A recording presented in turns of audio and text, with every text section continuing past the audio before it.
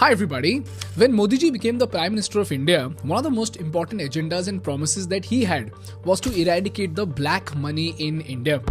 But the question is, 10 years, one demonetization, 2 Modi terms and several GST reforms later, have we really succeeded in eradicating black money?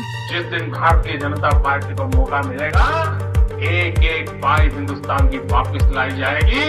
8 नवंबर 2016 की रात्रि को 12 बजे से वर्तमान में जारी 500 रुपए और 1000 रुपए के करेंसी नोट लीगल टेंडर नहीं रहते। ब्लैक मनी के खिलाफ ऐसा कानून बना है कि अब हिंदुस्तान से कोई विदेश में रुपये भेजने की हिम्मत नहीं कर सकता है। 3 साल के भीतर करीब 1.25 लाख करोड़ रुपयों से भी ज्यादा काला धन को हमने खोल दिया है। According to Ahmedabad Customs, the amount of gold smuggled seized at the airport has seen a 65% rise in FY24, wherein 241.1 kg of gold, as in 180 crore rupees worth of gold was seized. And this 5-year trend shows that the amount of gold smuggled from the Sardar Patel airport is increasing at an alarming rate. And this is an indicative of the figures all across the country.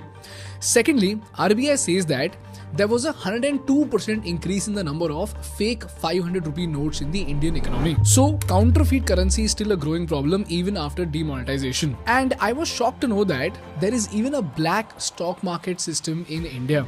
And this system is so big that while the average daily trading amount in NSE is about 1.02 lakh crore rupees, in this black stock market, the average daily trading amount is estimated to be 0.7 lakh crore rupees, which means 70,000 crore rupees worth of black transactions are happening every single day, just like the National Stock Exchange. So the question is, have we really succeeded in eradicating the black economy?